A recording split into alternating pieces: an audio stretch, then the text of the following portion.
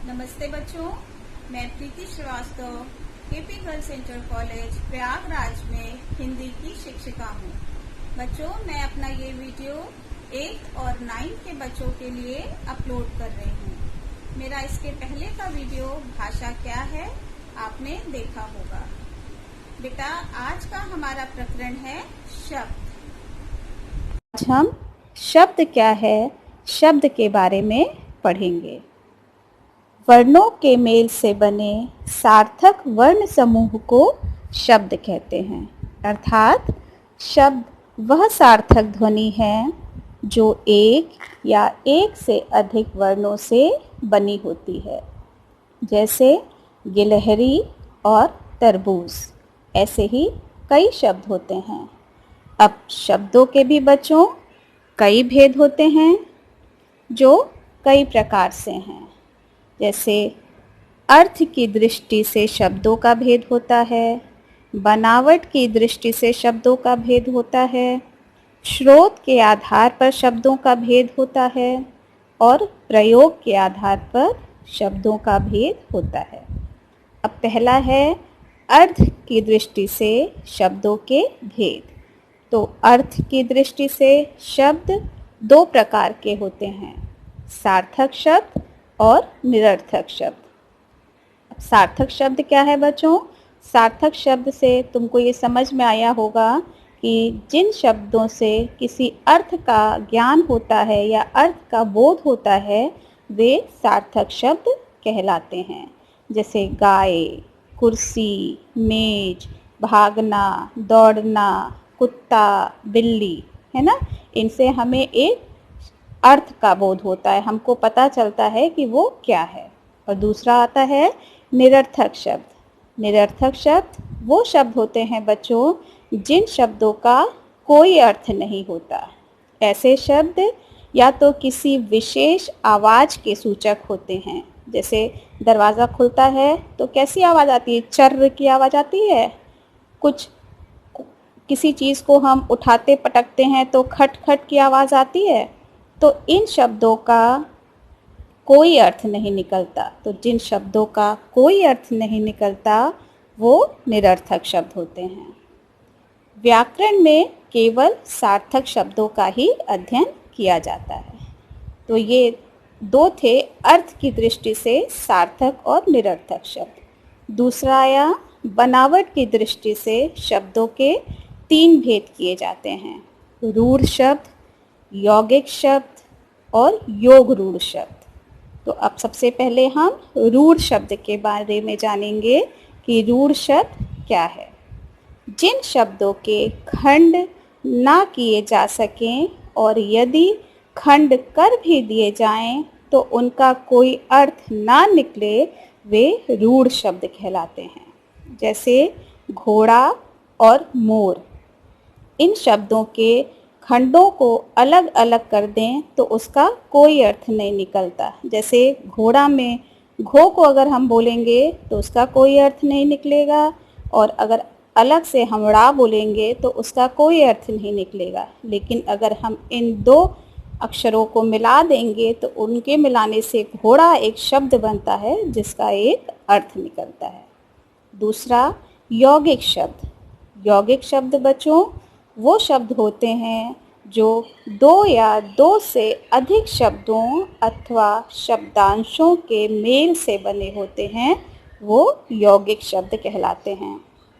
इनके शब्दांश सार्थक होते हैं। जैसे देवालय मतलब देवों का आलय, पाठशाला पढ़ने की शाला। तो ये शब्द यौगिक शब्द हो गए। तीसरा योग रूढ़ शब्द। जो शब्द यौगिक होने पर भी किसी सामान्य अर्थ को प्रकट ना करके रूढ़ शब्दों के समान किसी विशेष अर्थ को प्रकट करते हैं वे योग रूढ़ शब्द कहलाते हैं। मतलब जिन शब्दों का कुछ विशेष स्थान होता है वे योग रूढ़ शब्द कहलाते हैं। जैसे पंकज।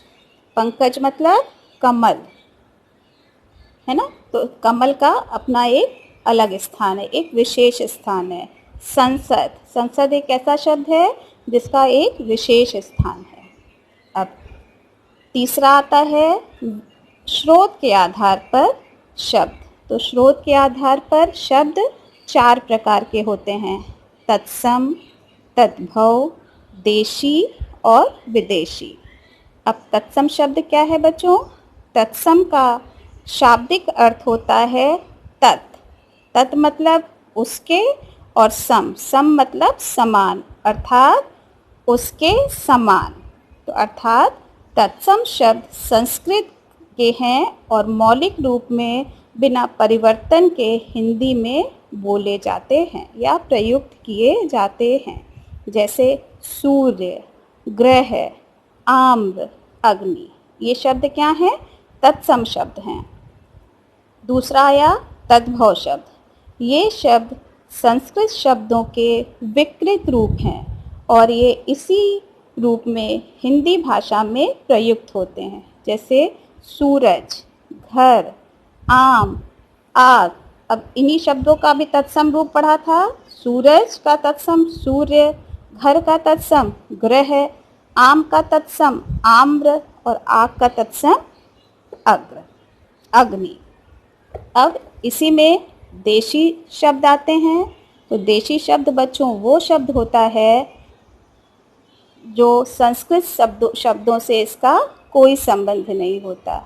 ये शब्द भारत की जो अनेक प्रांतीय भाषाएं हैं और जो आदिम निवासी हैं उनकी भाषाओं से ये हिंदी में आते हैं। जैसे किसी किसी प्रांत में खिचड़ी बोली जाती है, दाल चावल को मिला के खिचड़ी बोलते हैं, और किसी प्रांत में खिचड़ी को हम कुछ और बोलते हैं।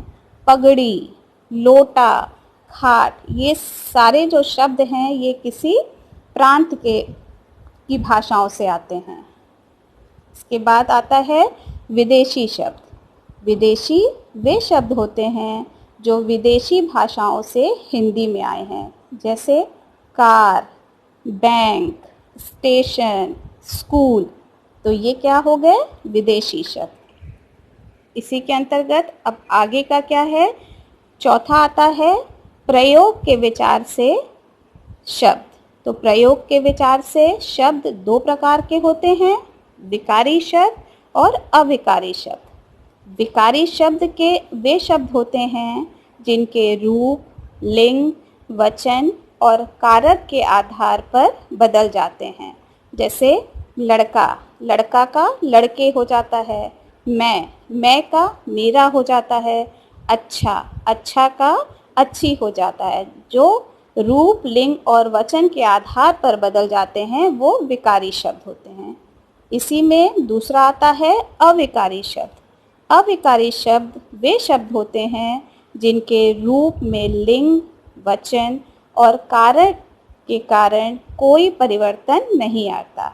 मतलब ये अपने एक रूप में रहते हैं, हमेशा इनका रूप एक रहता है। जैसे यहाँ, वहाँ, प्रतिदिन, बिना, किंतु, परंतु, ये शब्द होते हैं जो कभी भी बदलते नहीं हैं। तो अब ये जो प्रयोग के आधार पर विकारी और अविकारी शब्द थे, इनके अंतर्गत विकारी शब्द के अंतर्गत संज्ञा आती है बच्चों, सर्वनाम आता है, विशेषण आता है और क्रिया आती है। ये विकारी शब्द के अंतर्गत आते हैं। और अविकारी शब्द के अंतर्गत क्रिया विशेषण, संबंध बोधक, समुच्चय बोधक और विस्मयादि बोधक आते हैं। तो विकारी के अंतर्गत कौन कौन से भेद हुए? संज्ञा, सर्वनाम, विशेषण और क्रिया। तो तुमको पता है बच्चों संज्ञा क्या होती है? सभी को पता होगा कि किसी व्यक्ति, वस्तु या स्थान के भाव के नाम को हम संज्ञा कहते हैं। जैसे राम, दिल्ली, किताब, फल, मिठास, ये क्या हो गया? संज्ञा हो गया। विकारी में ही दूसरा क्या आ गया? सर्वनाम। तो सर्वनाम क्या होता है बच्चों?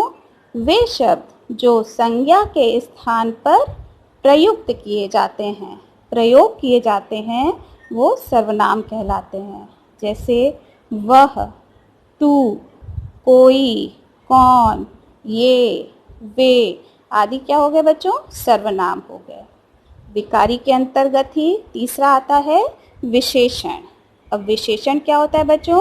वे शब्द जो संज्ञा या सर्वनाम की विशेषता बताते हैं उसे हम विशेषण कहते हैं। जैसे काला, सुंदर, लंबा, मधुर, पीला, ये जो संज्ञा और सर्वनाम की जो विशेषता बताते हैं वो शब्द कहलाते हैं विशेषण। विकारी में ही चौथा आता है क्रिया। क्रिया क्या होती है बच्चों? वे शब्द जिनमें किसी काम का करना या होना प्रकट होता है उसे हम क्रिया कहते हैं। जैसे पढ़ना, जाना, रोना, दौड़ना, बैठना, उठना, ये सब चीज़ें क्रिया के अंतर्गत आती हैं। तो ये चार चीज़ें विकारी के अंतर्गत आती हैं। और अब हम अविकारी के बारे में बताते हैं। अविकारी के अंतर्गत क्रिया विशेषण आता है, संबंध बोधक आता है, समुच्चय बोधक आता है और विस्मयादि बोधक आता है। तो अब बच्चों, क्रिया विशेषण क्या है? वे शब्द हैं जो क्रिया की विशेषता प्रकट करते हैं। तो क्रिया क्या होती है? क्रिया मतलब करना। तो हम किसी काम को किस तरह करते हैं? शीघ्र, धीरे, या जिस तरह से भी हम उस काम को करते हैं वो क्रिया विशेषण के अंतर्गत आती है। इसके बाद अविकारी में संबंध बोधक आता है। तो संबंध बोधक वे शब्द होते हैं जो संज्ञा या सर्वनाम का वाक्य के दूसरे शब्दों के साथ संबंध बताते हैं। जैसे तक, साथ, नीचे, ऊपर, ये संज्ञा या सर्वनाम के वाक्य को का एक दूसरे को से संबंध बनाते हैं, मतलब दोनों को जोड़ते हैं। इसके बाद अविकारी में समुच्चय बोधक शब्द आया। तो समुच्चय बोधक शब्द वे शब्द होते हैं जो विभिन्न पदों, वाक्यों अथवा वाक्य खंडों को जोड़ते हैं। जैसे एक वाक्य से दूसरे वाक्य को जोड़ने के लिए जो शब्द हम प्रयोग करते हैं वो समुच्चय बोधक होते हैं। जैसे और, एवं, पर, किंतु, परंतु, ये सब समुच्चय बोधक शब्द हैं। इसके आखिरी में आता है विस्मयादि बोधक शब्द। अब विस्मयादि बोधक शब्द क्या है? वे शब्द हैं जो बोलने वाले के मन के भाव को प्रकट करते हैं कि हम जो बोल रहे हैं उसमें हमारा क्या भाव आ रहा है उसको हम बताते हैं। जैसे आश्चर्य, प्रसन्नता, दुख, घृणा, ये शब्द हमारे वाक्य में आते हैं जब, तो हमको उससे पता चलता है कि हमारे मन का भाव कैसा है। तो इससे हम विस्मयादि बोधक शब्द बनते हैं। अब बच्चों, ये हमने आपको शब्द के बारे में बताया कि शब्द कितने प्रकार के होते हैं, किस तरह के शब्द होते हैं।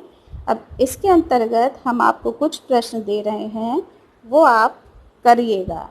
पहला प्रश्न है, शब्द किसे कहते हैं? दूसरा प्रश्न, शब्द के कितने भेद होते हैं? तीसरा प्रश्न, अर्थ की दृष्टि से शब्द के कितने प्रकार होते हैं? चौथा प्रश्न, प्रयोग के आधार पर शब्द कितने प्रकार के होते हैं? पांचवा, संज्ञा किसे कहते हैं? छठा, सर्वनाम किसे कहते हैं? सातवां, दो सार्थक शब्द और दो निरर्थक शब्द को लिखना है, उसको बताना है। आठवां प्रश्न, विकारी और अविकारी में दो दो शब्दों को लिखना है। तो बच्चों, अभी आप इतना करके रखिएगा, हम आपसे फिर मिलते हैं। नमस्कार।